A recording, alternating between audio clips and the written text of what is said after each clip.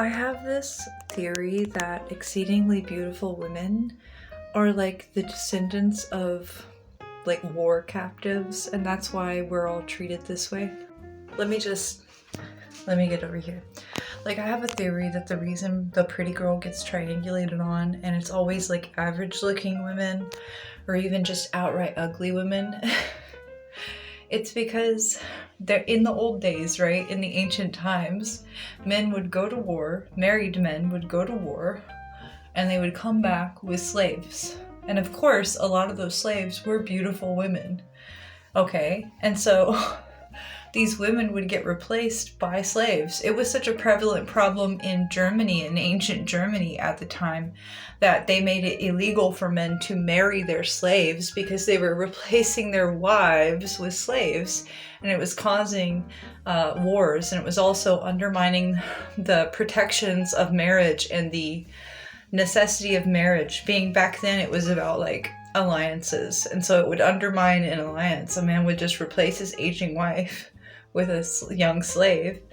So I think the reason pretty girls are born into these families that are jealous of them, they're born and raised in communities that are jealous of them, is this like genetic memory.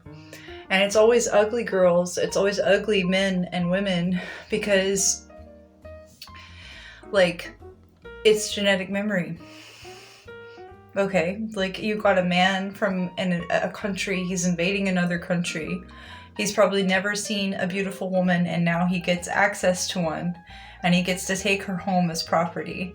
And so I think the reason in our society, our colonist conquering society, beautiful women are seen as a threat, and beautiful women are seen as like this kind of like women will triangulate on the pretty girl at the office and get her fired and try to destroy her fucking life because they are jealous. I think it's all memory from another time where if that pretty girl that was brought from a foreign land wasn't murked, she wasn't murked and killed, the women that were already there would be discarded, you know? And so I think a lot of what we're going through is just the sins of the past kind of coming up into the future. You know, does that make sense? Does that make sense? Because there's no fucking reason for so many women to triangulate on the pretty girl. But I've seen it happen. It's happened to me. I've seen it happen to other women all my life. And it very much feels like Cinderella syndrome, or like, you know, all the ugly girls are scared for their fucking life that something bad is gonna happen because, dear God, she's making a living pushing papers on an office desk. Like, they really are just like pressed by your existence in their vicinity. They don't want you around them. If there's ever like an all-female compound or all-female, like, you know, community, there won't be one baddie among them. They will get rid of her. Okay, if she is a baddie, she's not going to be in an all-female community because y'all women are fucking evil. like literally, average pretty women are fucking evil because what do you mean you're jealous? So that made you triangulate on the one girl in the office and ruin her only means of making a living. And you do that over and over and over and over again throughout her life. But you don't want her to talk about it or say it out loud because it makes you feel bad. You want to be able to do that without consequences constantly. But you also don't want anyone to notice that you're doing that. And you're doing it because you're ugly, lazy, and you don't want to work on your appearance.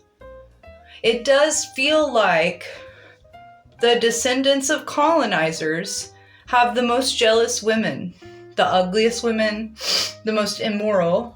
Like, it does feel like these civilizations I've encountered that used to practice war where they would kidnap a woman have the most jealous, fucked up bitches that hate beautiful women. Like, I'm talking about like the Mormons who used to kidnap women and marry multiple wives. Those are the worst, most jealous females.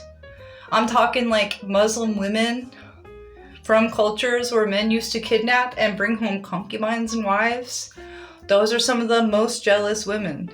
You know, the more male-centered, the more patriarchal, the more closely related they are to a warlike culture which kidnaps people as slaves or had slavery or had women at the status of slaves. Those people hate beautiful women the most.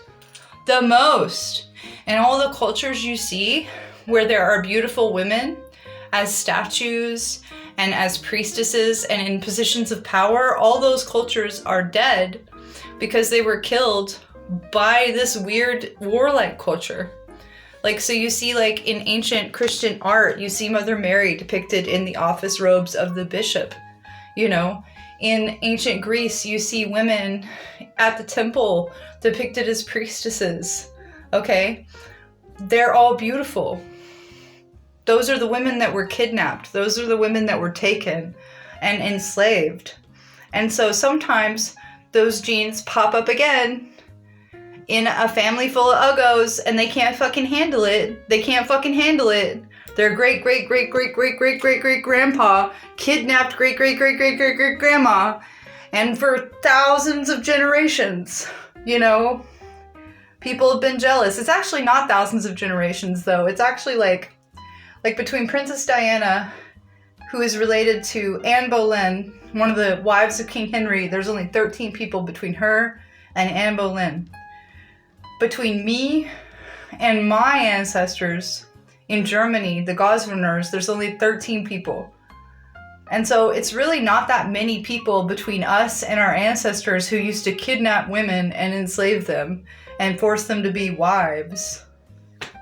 And so throughout history, men could not decide if they wanted wife to be a slave situation or that if they wanted the role of the wife to be an honorable situation and a way to make agreements and land deals and peace in the land. They could never make up their mind whether being a wife was a slave or a position of honor that created balance in the land. You know what I mean? Marriage is kind of like always switches between slavery and security and keeping things good, you know, making agreements. It's so interesting. I really do believe because from the modern day, Princess Diana, to medieval era of Queen Anne Boleyn and King Henry VIII and all these people, it's 13 ancestors. That's 13 people. Imagine 13 people in a room.